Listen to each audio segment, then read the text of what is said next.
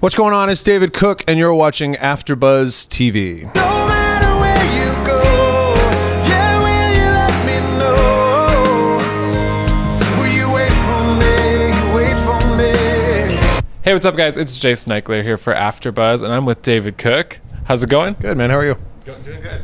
Okay, we're going to start this off with just some AfterBuzz rapid-fire questions. Rapid fire to start. All right. Rapid fire. We'll just get right into it. All right, here we go. Okay.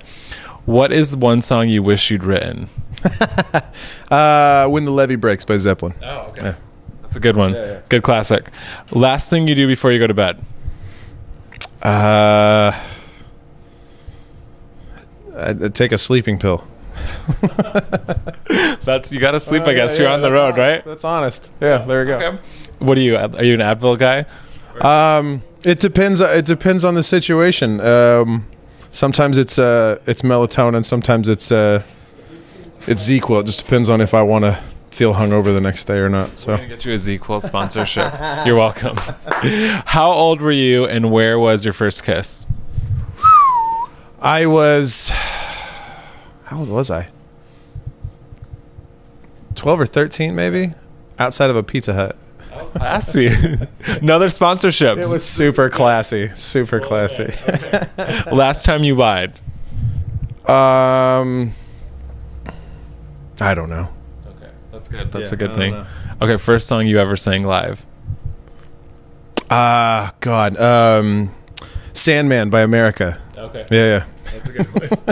And what is your strangest fan encounter? Strangest fan encounter.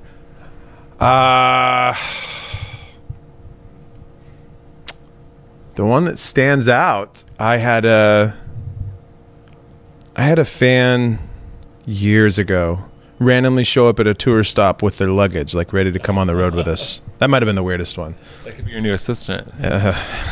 Maybe not. Run, And how you've been? You're in the middle of your winter tour. How's it going? Man, it's been great so far. The first hurdle really was I got laryngitis at the beginning of the tour, and so I've been playing catch up. But being out here on the West Coast and in this not very wintry weather has actually helped a little bit. So it's been fun, man. We've been able now. I'm going on almost 7 years now to really just go out on the road and have a good time and have people come out and kind of share that experience with us. And that's kind of what we've really revolved our shows around. Is just, we play a different set list every night and try to keep it fresh and try to make each show unique to that night and that audience and that venue.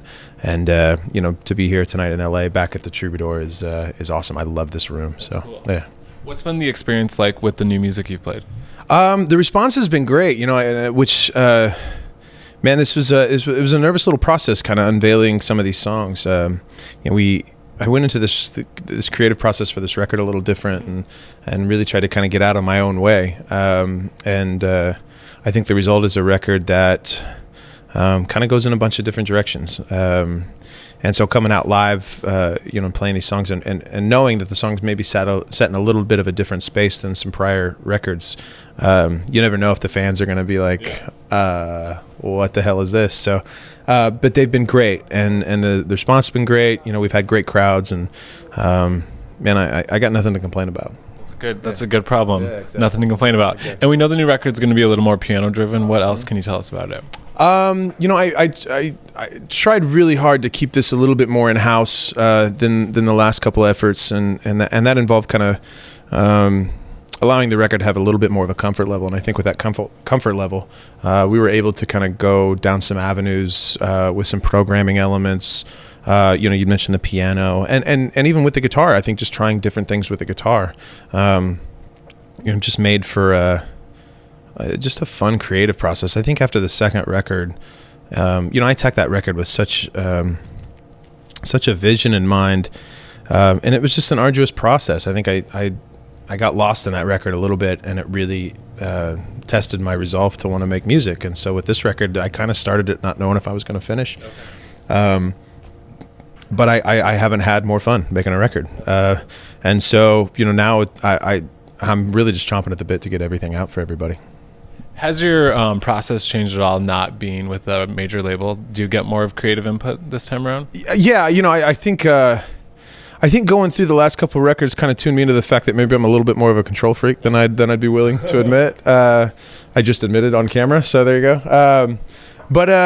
Yeah, I think just being able to kind of steer the ship where I wanted to go with this new stuff was great, and you know, getting to produce the record, you know, for better or for worse, I kind of enjoy the fact that this record's going to succeed or fail, you know, on me, and that's scary as hell, but I think really exciting. That's cool. Yeah. When you write a new song for the record, who's the first person you play it for? It depends on the song. I think most of the time I usually try to run it by friends and family and stuff, and really, you know, if they tell me it sucks, usually they're being pretty honest. But fortunately, with this new record, I didn't hear that very much. So no sucking. That's good. Not yet. Yeah, we'll see. And obviously, Philip Phillips is in the press a lot now. He's suing Idol to get out of his contract. I know you've had some ups and downs since then. Sure. What are your thoughts on all of that? Man, you know, I've crossed paths with Philip a few times, and I think Philip is, in what little time I've gotten to spend with him, one of the most kind-hearted, nicest guys. But man, I purposely try to stay as far away from that as possible. You know, I hope it works out for him, and you know, yeah, I don't know. That's one of those issues where as long as my name's not involved in it, I'm going to stay about 20 feet away from it. So that's probably a smart way to take it. What would you say is the best and worst advice you've been given since American Idol? I've never been asked worst advice. Best advice, you know, I'm one of those people, I like to try to experience as much of it as possible, and so sleeping kind of is the first thing to go. And sleep is super important, especially on the road, and when we're doing 4 and 5 show runs in a row, you know, to be able to sleep means you're resting your voice. So worst advice, probably you should invest in stock X or whatever. Yeah. I've gotten a few of those pieces of advice, and luckily, so far I haven't followed any of them. So no stock investing. No, not yet. Well, thanks for talking to us today, man. Absolutely.